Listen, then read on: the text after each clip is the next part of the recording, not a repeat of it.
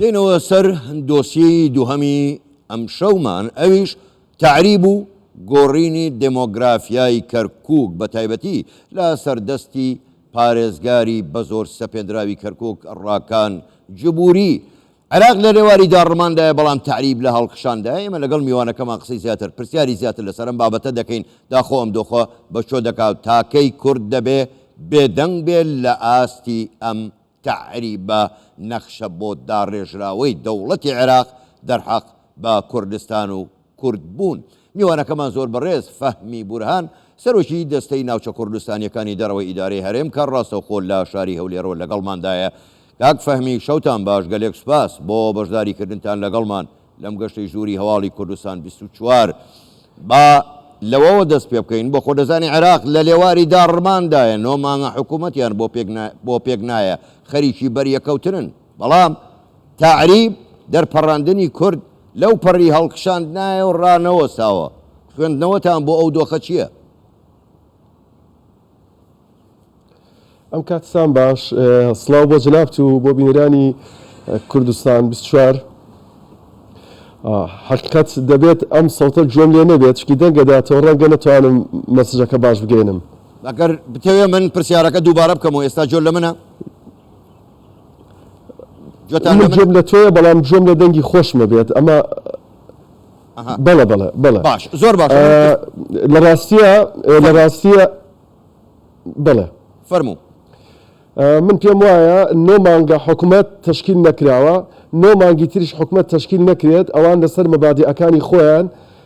هەر بەردەوامە بن، یعنی لەسەر پرسی کەرکووک و لەسەر پرسی ناوچەی 140 ئەو مەبادی و قەنەعەت و بیر و باوەڕێ هەیە هەروەک خۆیان بینێتەوە کاری لەسەرەکەن. یعنی لەبەر ئەوە ئەمە پەیوەندی بەوە نیە حکوومەت تشکیلەکەن یان نایکەن، کۆکن یان ناکۆکن. ئەمە سیاسەتێکە کە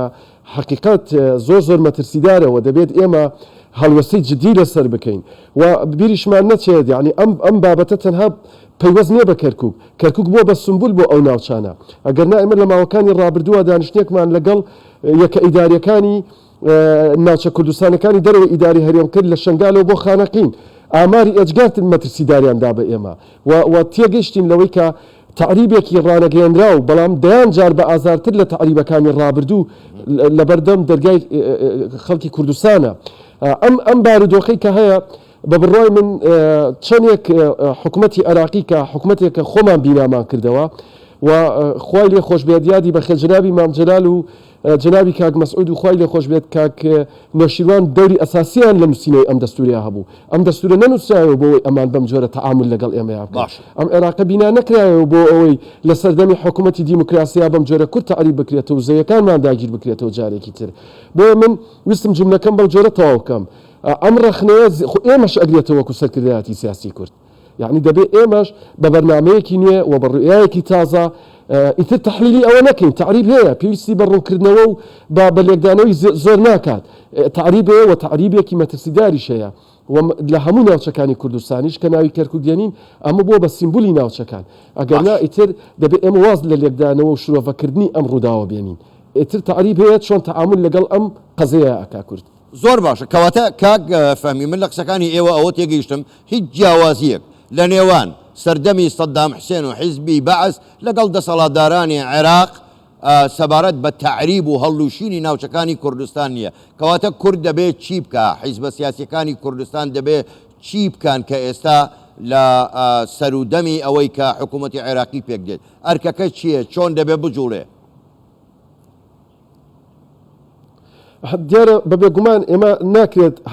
بە تەواوەتی بشبێنین بە سەردەمی حزبی بەعز، لەبەرەوەی ئێمە خۆمان بەشێکین لەم حکوومەتە و کاراکتەرمان هەیە لەم حکوومەتەیە. کاڵێم تعریبەکە ئێستا بە ئازارترە لەبەر ئەوەیە کە ئێمە ئەمانە دێنە لامان لە هەولێر لەگەڵانە کۆبینەوە، ئێمە چینە بەغدا یەکە بینین، گفتوگۆ لە بینمانە هەیە و ئەنواعی قسەی جیاواز لە بینمانە هەیە و بەرنامە بۆ داهاتووی ئەم دەوڵەتە دائنین. بۆیە کە ئەڵم بە ئازارترە حقیقەت ئەمەی ئێستا ئەوە ئێمە چی بکەین؟ من پێم وایە سەرکردایەتی سیاسی کورد لەم تۆقیتەی ئێستاە کە ئێمە ئەم گفتوگۆیەمان هەیە تۆقیتێکی ئەجگار گرینگە. یعنی ڕاستە پلە و پۆست لە بەغدا گرینگە، بەڵام گرنگتر لە پلە و پۆست بە بڕای من ئەوەیە ئێمە مەسلەی جێبەجێکردنی مادەی 140 دەستور بکەین بە بنەمای سەرەکی گفتوگۆکانی خۆمان لەگەڵ حکوومەتی عێراقیە و نەچینە ناو هیچ حکوومەتێکەوە ئەگەر زامنی گفتوگۆیەکی تەندروست و گفتوگۆیەکی واقعیمان نەدەنێ بۆ جێبەجێکردنی مادەی 140 بۆ ڕاگررتنی نەزیفی تعریب لەو ناوچانە ئێمە ئێستا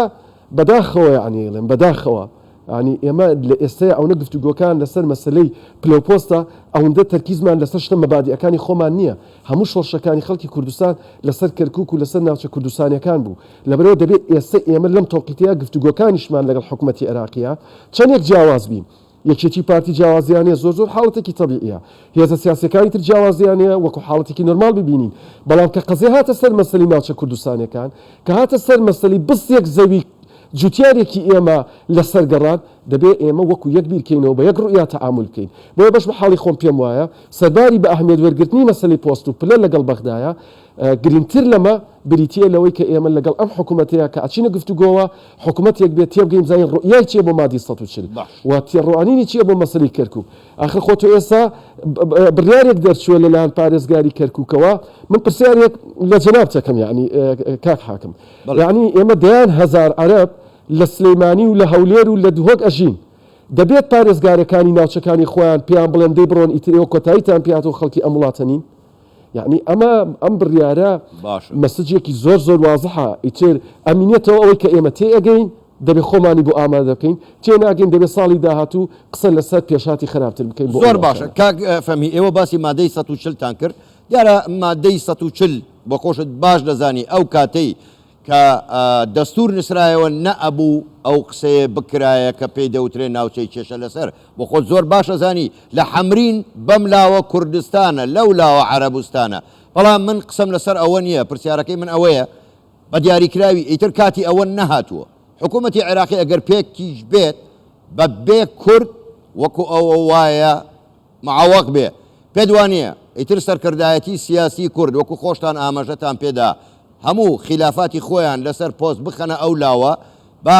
ڕاشکاوانە بەدەسەڵاتدارانی عێراق بڵێن ئەگەر بێت و تعریب ڕانەگرن مادەی 140 لە فترەیەکی زمانی جێبەجێ نەکەن ئێمە دەکشینەوە لە پرۆسی سیاسی لە تەواوی پرۆسی سیاسی لە عێراق بە پەرلەمانیشەوە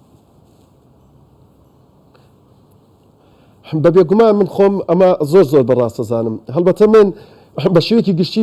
بڕوان بە سیاسەتی یان هەموو یان هیچ نییە بڕوان بەوەی ئێمە ئەمەی کە جەنابە دوتت تەوزیفی بکەین بە شێوەیەکی عەقلانی ئەم گفتوگۆیە لەگەڵ حکوومەتی عێراقیا بکەین حکوومەتێکە 9 مانگە دانەمەزراوە کەمترین لاحی خەدەماتی هەیە لە ڕووی ئەمنیە و وەزئی خراپە و بارودۆخی هاوڵاتیان تەماشای وەزئی ناوەڕاست و خواروی عێراقن بەدەست بێ ئاوی و بێکارەبایی و هەموو پێداویستی سەرەتایەکانی ژیانەوە چۆنە دە ئەم حکوومەتە ئێستاکە ئەنواعی ئاستەنگ و گرفت بۆ ئێمە دروستەکات کابوو سیاسەتی ڕاز لەم تۆقیتەیە ئەوەیە ئێمە بەهێمنی لە ڕێگەی ڕوئیایەکی هاوبەشەوە کۆی هێزە سیاسیەکان پێکەوە بە ئینفرات تەعاملکردن لەسەر پرسی کەرکووک ڕاگەاندنی مەرگی خۆمانە دەبێت هەمومان بە ڕوئیایەکی هاوبەشەوە تەعامل لەسەر ئەم پرسە بکەین و دەبێت ئێمە لەسەر پرسی کەرکووک و مادەی 140 دەستور دەبێت لەگەڵ ئەم حکوومەتەیە گفتوگۆی جدیمانە بەوە پێیان بڵێن ئێوە بەنیازن ئەم بابەتە جێبەجێ بکەنیانە ئەمە خاڵێکی تر بۆ ئەوەی ڕوون بێت حقیقەت مادەی 140 دەستور تەنها بۆ ناوچە کوردستانیەکان بە ئەرکەکانی خۆی هەڵناستێت و ساڵانە ئێستا بودجەی بۆ تەرخانەکرێت بۆ ناوەڕاست و خواروی عێراق مادەکە تەفعیلە و گرفتی نییە و ئیشی خۆیەکات بەڵام کە دێتە سەر مادەی سەر ناوچە کوردستانیەکان 3000 عایلی عەرەب